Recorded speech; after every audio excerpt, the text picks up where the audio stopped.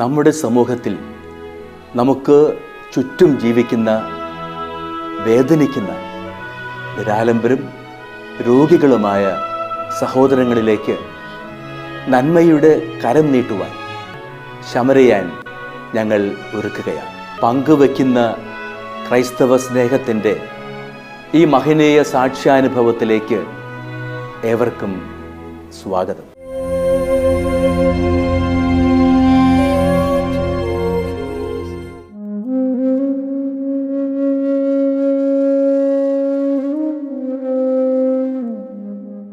കാരുണ്യത്തിൻ്റെ സഹായഹസ്തവുമായി ശമരിയൻ ഇന്ന് കടന്നു ചെല്ലുന്നത് തിരുവനന്തപുരം ജില്ലയിലെ കാട്ടാക്കട താലൂക്കിലെ ഒറ്റശേഖരമംഗലം വില്ലേജിൽ പൂഴനാട് വാർഡിൽ താമസിക്കുന്ന ബഥേൽ ഭവനത്തിൽ ആദർശിൻ്റെ അരികിലേക്കാണ്. ആദർശ് 28 വയസ്സ് പ്രായമാകുന്ന ചെറുപ്പക്കാരൻ. ഈ ഭവനത്തിലെ മാതാപിതാക്കളുടെ ഒരേയൊരു മകൻ. സ്വന്തം ഇടവകപ്പള്ളിയോടും മാതാപിതാക്കളോടും ചേർന്ന് ദൈവത്തെ മഹത്വപ്പെടുത്തി ജീവിക്കുന്ന ഒരു മകൻ. പെട്ടെന്നുണ്ടായ ഒരു അസുഖത്തെ തുടർന്ന് ഇരുവൃക്കകളും തകരാറിലായി രോഗാവസ്ഥയിൽ ചികിത്സയിലൂടെ ജീവിച്ചുകൊണ്ടിരിക്കുന്ന ആദർശ്.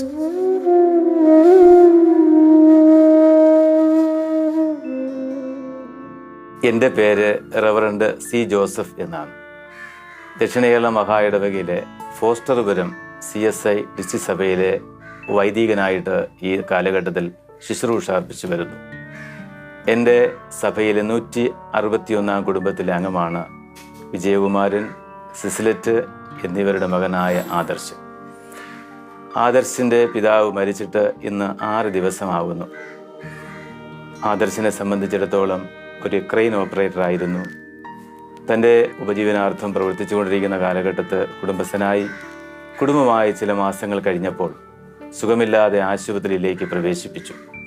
ഡോക്ടർമാരുടെ വിദഗ്ധമായ ചെക്കപ്പിലൂടെ 2 കിഡ്നിയും തകരാറിലായി എന്നാണ് ഡോക്ടേഴ്സിൻ്റെ നിർദ്ദേശം. അതനുസരിച്ച് ആ കുടുംബം വളരെയധികം ബുദ്ധിമുട്ടും ഞെരുക്കവും പ്രയാസവും അനുഭവിക്കുന്ന വേളയിൽ നല്ലവരായ നാട്ടുകാരുടെയും സഭയുടെ പ്രിയപ്പെട്ടവരുടെയും അകമഴിഞ്ഞ സഹായം ആ സഹോദരന് മരുന്ന് വാങ്ങാനായിട്ടൊക്കെ ഡയാലിസിസ് ചെയ്യാനായിട്ടൊക്കെ കൊടുത്തു വരുന്നു. ഈ കാലഘട്ടത്തിൽ ഒരാഴ്ചയിൽ 2 ഡയാലിസിസ് നടന്നു വരുന്നു. ഡോക്ടർമാരുടെ നിർദ്ദേശം എന്ന് പറയുന്നത് 2 കിഡ്നിയിൽ 1 കിഡ്നിയെങ്കിലും മാറ്റണമെങ്കിലും മെഡിസിനും മറ്റുള്ള ചെലവുകൾക്കും ഏകദേശം 35 ലക്ഷത്തോളം രൂപ ചെലവാകുമെന്നാണ് അറിയുന്നത്. വാസ്തവത്തിൽ നിത്യവൃത്തിക്ക് പോലും വകയില്ലാതെ വളരെ ഭാരത്തോടെ വേദനയോടെ നിരാശയോടെ കഴിയുന്ന ഈ പ്രിയപ്പെട്ട സഹോദരന് നല്ലവരായ സുമനസ്സുകളുടെ അകമഴിഞ്ഞ സഹായമുണ്ടെങ്കിൽ ആ സഹോദരന് വീണ്ടും ജീവിക്കുവാൻ കഴിയും. വിവാഹം കഴിഞ്ഞിട്ട് ഏകദേശം 7 മാസമേ ആയിട്ടുള്ളൂ. ആ കുടുംബം വളരെയധികം വേദനയോടെ ബുദ്ധിമുട്ടോടെ കഴിയുന്നു. ആദർശിൻ്റെ പിതാവ് വിജയകുമാരൻ ഞങ്ങളുടെ സഭയിലെ സജീവ അംഗമായിരുന്നു. ഇന്നേക്ക് 6 ദിവസത്തിന് മുമ്പ് കർത്താവിൻ്റെ സന്നിധിയിലേക്ക് ചേർക്കപ്പെട്ടു. മുൻകാലങ്ങളിൽ താൻ ഏകദേശം ഒരു 7 വർഷം കൊണ്ട് രോഗിയായി ചികിത്സയിലാണ്. അദ്ദേഹത്തെ സംബന്ധിച്ചിടത്തോളം കിഡ്നിക്ക് പ്രശ്നമുണ്ടായിരുന്നു, ഹാർട്ടിനും പ്രോബ്ലം ഉണ്ടായിരുന്നു, കണ്ണിനും പ്രശ്നമുണ്ടായിരുന്നു. ഇങ്ങനെ പലവിധമായ രോഗങ്ങളാൽ വളരെ പ്രയാസത്തോടുകൂടി കഴിഞ്ഞ നാളുകളിൽ തനിക്കുണ്ടായിരുന്നതും തൻ്റെ സമ്പത്തും എല്ലാം വിറ്റ് ചെലവാക്കി. ആദർശിൻ്റെ പിതാവായ വിജയകുമാരൻ 7 വർഷത്തോളം ചികിത്സ ചെയ്തതിൽ ഭീമമായ ഒരു തുക കടബാധ്യതയിലാണ് നിൽക്കുന്നത്. ഈ കാലഘട്ടത്തിൽ ദക്ഷിണ കേരള മഹായിടവക സെക്രട്ടറി ആയിരിക്കുന്ന ഡോക്ടർ TT പ്രവീൺ സാർ മഹായിടവകയിൽ നിന്ന് ആദർശിന് ഡയാലിസിന് വേണ്ടി ചെറിയൊരു സഹായം ചെയ്തു വരുന്നു. പക്ഷേ ഡോക്ടർമാരുടെ നിർദ്ദേശം എന്ന് പറയുന്നത് എത്രയും പെട്ടെന്ന് 1 കിഡ്നി മാറ്റിവെക്കണമെന്നതാണ്. അതുകൊണ്ട് ഈ കാലഘട്ടത്തിൽ ഏറെ ബുദ്ധിമുട്ട് അനുഭവിക്കുന്ന ഈ കുടുംബത്തെ ഞങ്ങളെല്ലാവരും കൈകഴിഞ്ഞ് സഹായിക്കണമെന്ന് സ്നേഹമായി ഞാൻ അഭ്യർത്ഥിച്ചുകൊണ്ട് എൻ്റെ വാക്കുകൾ ചുരുക്കുന്നു.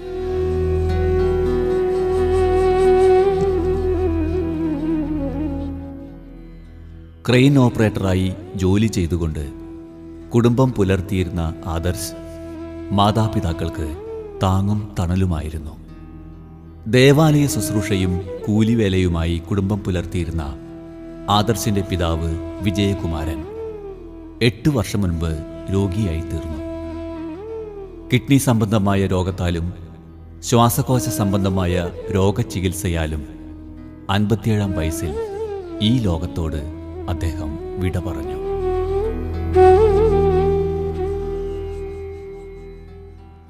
എൻ്റെ പേര് ശിശുപാലൻ. 1-ാം വാർഡ് പൂഴിനാടാണ്. ഒറ്റശ്ശേരി പഞ്ചായത്തിൽ 1-ാം വാർഡിൽ മെമ്പറാണ്.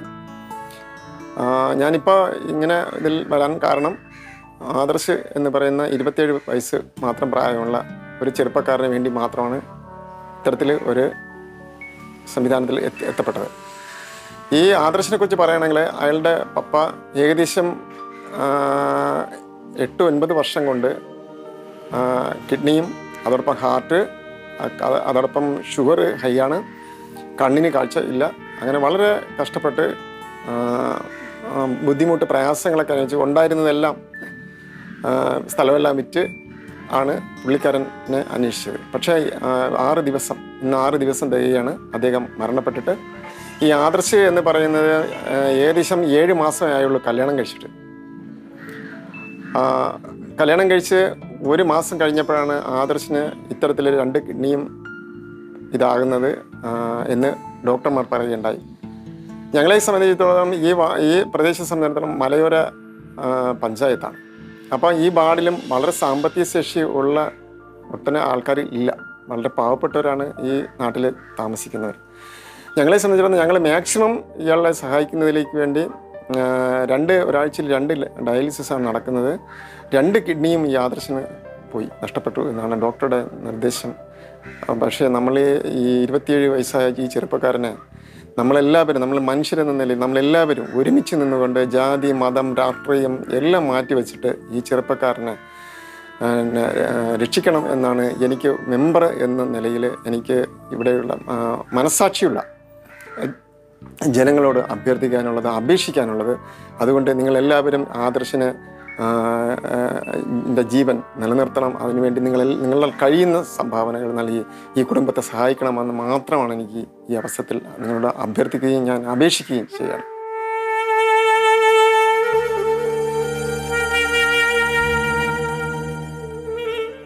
സ്വന്തം പിതാവ് 8 വർഷക്കാലം രോഗാവസ്ഥയിൽ കഴിഞ്ഞ സമയത്ത് തന്നെയാണ് 4 വർഷം മുൻപ് ആദർശിനെ കിഡ്നി രോഗം കീഴ്പ്പെടുത്തുന്നത്. ഇടവകയിൽ നിന്നും, നാട്ടുകാരിൽ നിന്നും, ബന്ധുക്കളിൽ നിന്നും, കൂട്ടുകാരിൽ നിന്നുമെല്ലാം കിട്ടിയ പണം ചേർത്ത് വച്ച് ചികിത്സ ആരംഭിച്ചു. ഉള്ളതെല്ലാം വിറ്റുപെറുക്കി പിതാവിൻ്റെ രോഗചികിത്സയും ആദർശിനുമായി ഇപ്പോൾ ഏകദേശം 10 ലക്ഷം രൂപയോളം ചിലവഴിച്ചു.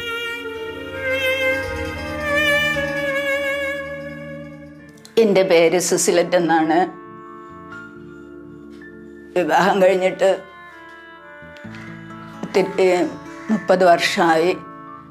എൻ്റെ ഭർത്താവ് വിജയകുമാരൻ 8 വർഷമായി രോഗിയായ നിലയിലായിരുന്നു. കഴിഞ്ഞ ജനുവരി മാസം 3-ാം തീയതി 5 മണിക്ക് കർത്താവിൽ നിദ്ര പ്രാപിച്ചു. എൻ്റെ ഭർത്താവിന് വളരെയധികം രോഗങ്ങളുണ്ടായിരുന്നു. ഷുഗർ 2009 ഷുഗർ ബാധിച്ച് 2015 മുതൽ ഒരു നിർവാഹമില്ലാത്ത അവസ്ഥയിൽ കിടക്ക രോഗി പോലെ ആയി. അവസാന നിമിഷം വരെയും ദൈവത്തോട് പ്രാർത്ഥിച്ച് ഞങ്ങൾക്ക് പരമാവധി ചെയ്യാനുള്ള ചികിത്സ എല്ലാം ഞങ്ങൾ ചെയ്തു. ഒരുപാട് സാമ്പത്തിക ബാധ്യതയാണ്. കഴിഞ്ഞ 3-ാം തീയതി 1-ാം മാസം 3-ാം തീയതി ഈ ലോകത്തിൽ നിന്ന് വിട പറഞ്ഞു. അങ്ങനെ ഇരിക്കെ തന്നെ എൻ്റെ മോൻ്റെ വിവാഹം ഈ മാസം മെയ് മാസം 8-ാം തീയതി അവൻ വിവാഹിതനായി. ദൈവകൃപയാൽ ഞങ്ങൾക്കൊരു മകളെ ലഭിച്ചു. തുടർന്ന് അവൻ്റെ ശാരീരിക അസ്വസ്ഥത എന്താണെന്ന് ഞങ്ങൾക്ക് അറിയില്ലായിരുന്നു. ക്ഷീണവും ഭാരവും മുഖത്തൊരു മുഖക്കുരുവും അത് കണ്ടിന്യൂസ് ആയിട്ട് 2-3 ദിവസമായിട്ടും കുറഞ്ഞില്ല. അപ്പോൾ ഡോക്ടറെ കാണണമെന്ന് പറഞ്ഞു. ഹോസ്പിറ്റലിൽ പോകുമ്പോൾ ഷുഗർ എന്തെങ്കിലും ഉണ്ടായിരിക്കും, അതുകൊണ്ട് ബ്ലഡ് ടെസ്റ്റ് ചെയ്യാമെന്നുള്ള കാര്യം ഡോക്ടർ പറഞ്ഞപ്പോൾ അവന് സമ്മതിച്ചു. വീട്ടിനടുത്തുള്ള ഹോസ്പിറ്റലിലാണ് പോയത്. തുടർന്ന് 2 മണിക്കൂറാകും റിസൾട്ട് എന്ന് പറഞ്ഞു. ആ റിസൾട്ട് അത്ര വൈകി ഹോസ്പിറ്റലിൽ വെയിറ്റ് ചെയ്യേണ്ടെന്ന് വെച്ച് മോനും മോളുമായി തിരികെ ഭവനത്തിലേക്ക് മടങ്ങി വന്നു. തുടർന്ന് 1/2 മണിക്കൂർ കഴിഞ്ഞപ്പോൾ ഡോക്ടർ അവൻ്റെ ഫോണിൽ വിളിക്കുകയുണ്ടായി. ഹീമോഗ്ലോബിൻ കുറഞ്ഞു പോയി, 3.1 ഉള്ളൂ. അതുകൊണ്ട് പെട്ടെന്ന് തന്നെ മെഡിക്കൽ കോളേജിലേക്ക് പോകുവാൻ വേണ്ടിയുള്ള ഒരുക്കങ്ങളോടുകൂടെ വരണം, റഫറൽ ലെറ്റർ തരാമെന്ന് പറഞ്ഞു. ഞങ്ങളിതെല്ലാം ഇട്ടു. ലെറ്ററും വെച്ച് പെട്ടെന്ന് വളരെയധികം ഭാരമുണ്ടായി. ഞങ്ങൾക്ക് ദൈവം നൽകിയ ഏക മകനാണ്. വളരെയധികം വിഷമത്തോടു കൂടി ഞങ്ങൾ ഒരു പ്രൈവറ്റ് ഹോസ്പിറ്റലിലേക്ക് കൊണ്ടുപോയി. അവിടെ 4 ദിവസം ICUലായിരുന്നു. അത് കഴിഞ്ഞ് അവരുടെ വിദഗ്ധ പരിശോധനയ്ക്ക് ശേഷം 2 കിഡ്നിയും തകരാറിലായെന്നാണ് ഞങ്ങൾ അറിയുന്നത്. വളരെയധികം വേദന തോന്നി. വളരെ സാമ്പത്തികമായി പപ്പയുടെ ചിലവുകൾ തന്നെ ഞങ്ങൾക്കൊരു ഭാരമാണ്. യാതൊരു വരുമാന മാർഗവുമില്ല. അവൻ കൂലി വേലയായിരുന്നു. ക്രെയിൻ ഓപ്പറേറ്റർ പോകും. അവൻ്റെ സാമ്പത്തികമായ ബുദ്ധിമുട്ടുകളും അതെല്ലാം ഉണ്ട്. പപ്പയുടെ കാര്യത്തിൽ ഞങ്ങൾക്ക് വലിയൊരു സാമ്പത്തിക ബാധ്യതയുണ്ട്. ആ അവസരത്തിൽ മോനും കൂടെ ഇങ്ങനെ സംഭവിച്ച് ഞങ്ങൾ ആകെ തളർന്നു പോയി. വേറൊരു മകൻ ഞങ്ങൾക്കില്ല. തുടർന്ന് അവന് 3 ഡയാലിസിസുകളാണ് ഡോക്ടർ 2-3 മാസം സജസ്റ്റ് ചെയ്തത്.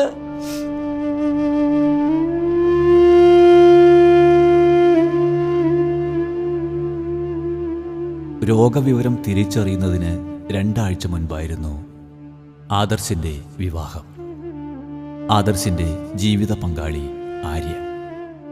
വിവാഹം കഴിഞ്ഞ് 2 ആഴ്ച കാലം സന്തോഷത്തിൻ്റെ ദിനങ്ങളിലൂടെ കടന്നു പോകുമ്പോഴാണ് പെട്ടെന്നൊരു ദിവസം ആദർശ് 2 കിഡ്നിയും തകരാറിലായ രോഗിയാണെന്ന് ഇവർ തിരിച്ചറിയുന്നത്. വിശുദ്ധ ഗ്രന്ഥം സാക്ഷ്യപ്പെടുത്തുന്നത് പോലെ അവന് ചേർന്ന ഒരു ഇണയെ ഞാൻ കൊടുക്കും എന്ന വചനം ആദർശിൻ്റെ ജീവിതത്തിൽ നിറവേറുകയായിരുന്നു. ഭർത്താവ് രോഗിയാണെന്നറിഞ്ഞിട്ടും ഒന്നിനും ഒരു കുറവും വരുത്താതെ സ്നേഹ ശുശ്രൂഷയിലൂടെ ആര്യ ആദർശിന് കൂട്ടായി, താങ്ങായി, തണലായി കൂടെയുണ്ട്.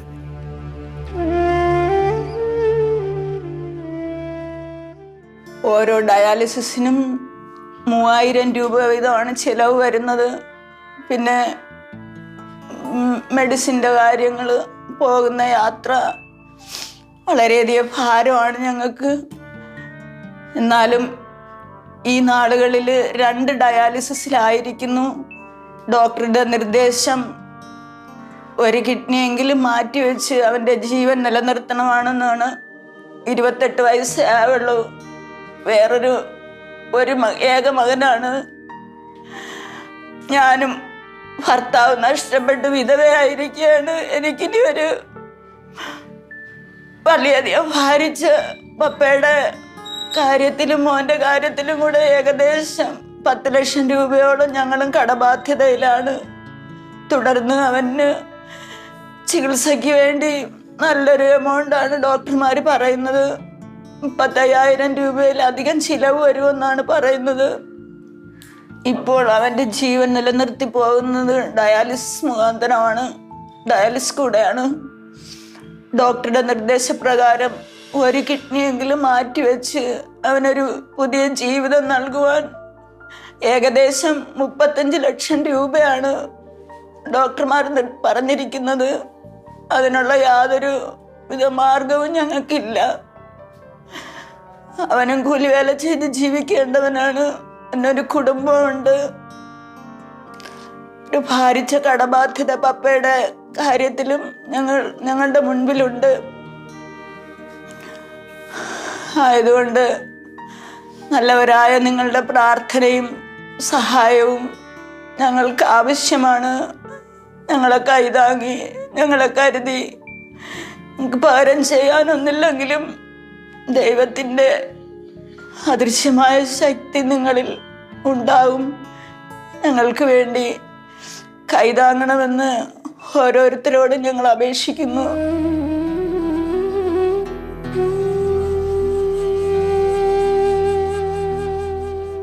വളരെയധികം സന്തോഷത്തിലും സമാധാനത്തിലും കഴിഞ്ഞിരുന്ന ഈ കുടുംബം പിതാവിൻ്റെ രോഗത്തിലും മരണത്തിലും ആദർശിൻ്റെ രോഗത്തിലും തുടർ ചികിത്സയിലുമായി കഷ്ടപ്പാടിലൂടെ അലയുകയാണ്.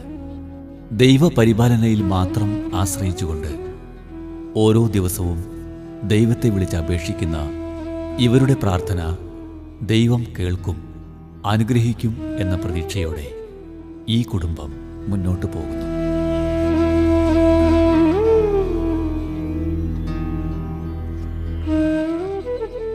എൻ്റെ പേര് ആദർശ്. എനിക്ക് 28 വയസ്സാണ് പ്രായം. ഞാൻ ഒരു ക്രെയിൻ ഓപ്പറേറ്റിംഗ് ജോലിയായിരുന്നു ഒരു 8-9 മാസം മുമ്പ്. എൻ്റെ വീട്ടിൽ എൻ്റെ പപ്പയും അമ്മയും ഞാനും മാത്രമാണുള്ളത്. പപ്പയ്ക്ക് ഏകദേശം 8 വർഷം കൊണ്ട് പപ്പ രോഗിയായിരുന്നു. കഴിഞ്ഞ 6 ദിവസം മുമ്പ് പപ്പ മരിച്ചുപോയി. പപ്പയ്ക്ക് ഹാർട്ടിൻ്റെ പ്രോബ്ലം ഉണ്ടായിരുന്നു, കിഡ്നി പ്രോബ്ലം ഉണ്ടായിരുന്നു, പിന്നെ കണ്ണിൻ്റെ കാഴ്ചകൾ കുറവായിരുന്നു, കേൾവിശക്തി കുറവായിരുന്നു. സ്വന്തമായിട്ട് കാര്യങ്ങളൊന്നും ചെയ്യാനായിട്ട് പപ്പയ്ക്ക് പറ്റാത്തൊരവസ്ഥയായിരുന്നു. പിന്നെ അങ്ങനെ ഏകദേശം 3-4 മാസത്തോളം കംപ്ലീറ്റ് കിടരോഗിയായാണ് പപ്പ. 6 മാസം മുമ്പ് ഈ ജനുവരി മാസം 3-ാം തീയതി പപ്പ മരണപ്പെട്ടു. ഇതെൻ്റെ ഭാര്യ ആര്യ. 2023 മെയ് മാസം 8-ാം തീയതിയാണ് ഞങ്ങളുടെ വിവാഹം കഴിഞ്ഞത്. 2023 മെയ് മാസം 22-ാം തീയതി എൻ്റെ മുഖക്കൊരു ചുണ്ടിലൊരു മുഖക്കുരു വരികയും അത് വലുതായിട്ട് വീർത്ത് എനിക്ക് ഭക്ഷണം പോലും കഴിക്കാൻ പറ്റാത്ത അവസ്ഥയായി. അങ്ങനെ ഞാൻ ആശുപത്രിയിൽ പോയി. അത് കണ്ട ഡോക്ടർ അപ്പോൾ ചികിത്സിച്ചിട്ട് എനിക്ക് ഹീമോഗ്ലോബിൻ കുറവാണെന്ന് ടെസ്റ്റ് ചെയ്യാൻ പറഞ്ഞു. അപ്പോൾ ഹീമോഗ്ലോബിൻ നോക്കിയപ്പോൾ 3.1 മാത്രമേ ഉണ്ടായിരുന്നുള്ളൂ. പെട്ടെന്ന് തന്നെ അവർ ക്രിയാറ്റിൻ നോക്കിയപ്പോൾ 45 ആയിരുന്നു. പെട്ടെന്ന് തന്നെ അവർ മെഡിക്കൽ കോളേജിലോട്ട് എന്നെ റെഫർ ചെയ്തു. അന്ന് തന്നെ ഏകദേശം 9 കുപ്പി ബ്ലഡ് എൻ്റെ ശരീരത്തിൽ അടയ്ക്കുകയും ഡയാലിസിസ് അന്ന് സ്റ്റാർട്ട് ചെയ്യുകയും ചെയ്തു. ഏകദേശം 3 മാസത്തോളം ആഴ്ചയിൽ 3 ഡയാലിസിസ് ചെയ്തുകൊണ്ടിരുന്നു.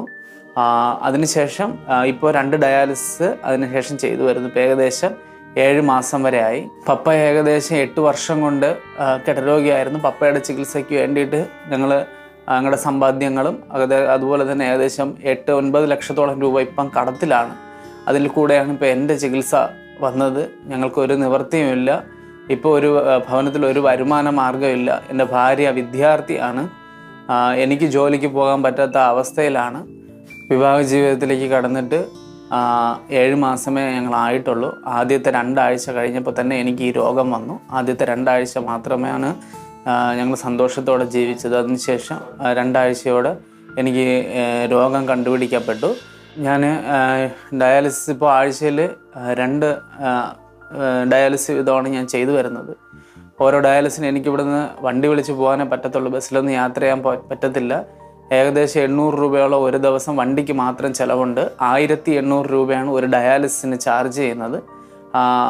പിന്നെ ഡയലൈസർ മാറ്റുമ്പോൾ അത് 2000 രൂപയോളം വരുന്നുണ്ട്. ഒരു ഡയലൈസറിൽ 4 ഡയാലിസിസ് മാത്രമാണ് ചെയ്യാൻ പറ്റുന്നത്. കാര്യം എനിക്കിപ്പോൾ പ്ലേറ്റ്ലെറ്റ് ഒരുപാട് കുറവാണ്. ഈ പ്ലേറ്റ്ലെറ്റ് കൂടാൻ വേണ്ടിയിട്ട് ഡോക്ടർ ഒരു ഗുളിക നിർദ്ദേശിച്ചിട്ടുണ്ട്. അത് പക്ഷേ ഒരാഴ്ചത്തേക്ക് 2400 രൂപയോളം അതിന് ചിലവ് വരുന്നുണ്ട്. അങ്ങനെ വളരെയധികം സാമ്പത്തിക ബുദ്ധിമുട്ട് ഞങ്ങൾ അനുഭവിക്കുന്നുണ്ട്. പിന്നെ ഒരാളെയും കൂടെ കൂട്ടിയേ ഞങ്ങൾക്ക് ഡയാലിസിന് പോകാൻ പറ്റത്തുള്ളൂ. ഡയാലിസിസ് കഴിഞ്ഞ് കഴിഞ്ഞാൽ ഭയങ്കര ക്ഷീണാവസ്ഥയാണ്. സ്വയമേ നടക്കാനോ സ്വന്തം കാര്യങ്ങളൊന്നും ചെയ്യാനായിട്ട് എനിക്ക് കഴിയത്തില്ല. അപ്പോൾ വേറൊരാളുകൂടെ വേണം. പിന്നെ അയാളുടെ ചിലവുകൾ ഉൾപ്പെടെ ഏകദേശം 3000-3500 രൂപയോളം ചിലവ് ഒരു ഡയാലിസിന് തന്നെ എനിക്കിപ്പോൾ വരുന്നുണ്ട്. ഞങ്ങളുടെ കുടുംബത്തിൽ യാതൊരുവിധ വരുമാന മാർഗ്ഗങ്ങളും ഇപ്പോഴില്ല. അത്യാവശ്യമായിട്ട് ഒരു കിഡ്നിയെങ്കിലും ട്രാൻസ്പ്ലാന്റ് ചെയ്യണമെന്നാണ് ഡോക്ടർ നിർദ്ദേശിച്ചിരിക്കുന്നത്. അതിന് ഏകദേശം 35 ലക്ഷം രൂപയോളം ചിലവുണ്ട്. സാമ്പത്തികമായി ഞങ്ങൾക്ക് ഒരടിത്തറയുമില്ല. ഇപ്പോൾ തന്നെ ഏകദേശം 10 ലക്ഷം രൂപ കടത്തിലാണ്. ഞങ്ങൾക്ക് വേണ്ടിയിട്ട് സുമനസ്സുകളുടെ സഹായം ഞങ്ങൾ ആവശ്യപ്പെടുകയാണ്. നിങ്ങളുടെ ഒരു ചെറിയ സഹായം ഞങ്ങൾക്ക് ഇതൊരു വലിയ സഹായമായി മാറും. അതുകൊണ്ട് നിങ്ങളുടെ എല്ലാവരുടെയും പ്രാർത്ഥനയും സഹായവും എനിക്ക് ആവശ്യമാണ്. എല്ലാവരും ഞങ്ങൾക്ക് വേണ്ടി പ്രത്യേകം പ്രാർത്ഥിക്കണം.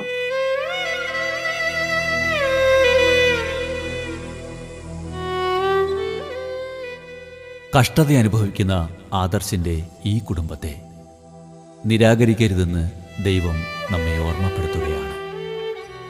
ഇവരുടെ തോരാത്ത കണ്ണീരിന് മുൻപിൽ നമുക്ക് എങ്ങനെ മുഖം തിരിക്കാനാകും? നാം ഒന്ന് കരം കോർത്താൽ ഈ കുടുംബത്തെ രക്ഷിക്കാനാകും. പ്രാർത്ഥനയും ഒപ്പം ധനസഹായവും ചേരുമ്പോൾ രക്ഷപ്പെടുന്നത് ഒരു കുടുംബമാണ്. നമുക്കൊരുമിക്കാം ഒരേ മനസ്സോടെ.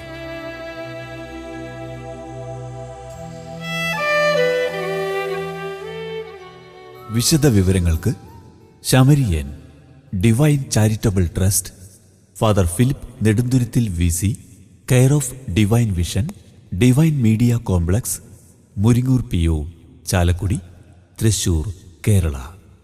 പിൻ 680309. ഫോൺ 048027000893. മൊബൈൽ 9446143727. Email samarian.divinevision@gmail.com. പ്രിയ സഹോദരി സഹോദരന്മാരെ, ഗുഡ്നസ് TV-യിലെ സമറിയാൻ എന്ന പ്രോഗ്രാമിലൂടെ ഞങ്ങൾ നിങ്ങളെ പരിചയപ്പെടുത്തിയ ഫിലോമിനയ്ക്കും മറിയാമ്മയ്ക്കും വേണ്ടി സമാഹരിച്ച ചികിത്സാ സഹായ നിധി കൊടുക്കുന്നതിന് വേണ്ടിയാണ് ഞാനിപ്പോൾ നിങ്ങളുടെ മുൻപിൽ ആയിരിക്കുന്നത്. എൻ്റെ ഇടതുവശത്ത് നിൽക്കുന്നത് അവരുടെ സഹോദരി റോസിയാണ്. അവർ 3 സഹോദരിമാർ, വിവാഹം കഴിച്ചിട്ടില്ല, തനിച്ചാണ് താമസിക്കുന്നത്. അവർ 3 പേരിൽ 2 പേരും കിടപ്പ് രോഗികളാണ്, ഫിലോമിനയും മറിയാമ്മയും. ഒരാൾക്ക് ക്യാൻസർ രോഗമാണ്, മറ്റേയാൾക്ക് 4 പ്രാവശ്യം സ്ട്രോക്ക് വന്ന് എഴുന്നേൽക്കാൻ പാടില്ലാതെ കട്ടിലിൽ തന്നെ കിടപ്പാണ്. അവർക്ക് പ്രത്യേകിച്ച് വരുമാന മാർഗമൊന്നുമില്ല. സർക്കാരിൽ നിന്ന് കിട്ടുന്ന അരിയും പിന്നെ മറ്റുള്ളവരുടെ സഹായങ്ങൾ കൊണ്ടൊക്കെയാണ് അവർ ജീവിച്ചു പോകുന്നത്. ഇങ്ങനെയുള്ള ഈ സാഹചര്യത്തിൽ ഇവരെക്കുറിച്ച് അറിയാനിടയായപ്പോൾ ഗുഡ്നസ് TV-യിലൂടെ പരസ്യപ്പെടുത്തുകയും അതുവഴിയായിട്ട് ഗുഡ്നസ് TV-യുടെ നല്ലവരായ പ്രേക്ഷകർ വളരെ ഔദാര്യപൂർവ്വം സഹായിക്കുകയും ചെയ്യുകയുണ്ടായി. അതിൻ്റെ ഫലമായിട്ടാണ് ഇപ്പോൾ 1,80,000 രൂപയുടെ സഹായനിധി അവർക്ക് കൊടുക്കുന്നതിനായിട്ട് സാധിക്കുന്നത്. ഈ അവസരത്തിൽ ഗുഡ്നസ് TV-യുടെ എല്ലാ നല്ല പ്രേക്ഷകരെയും നന്ദിയോടെ സ്മരിക്കുകയും നിങ്ങളുടെ എല്ലാവരുടെയും പേരിൽ ഈ ചികിത്സാ സഹായ നിധി ശ്രീമതി റോസിയെ ഏൽപ്പിക്കുകയും ചെയ്യുകയാണ്.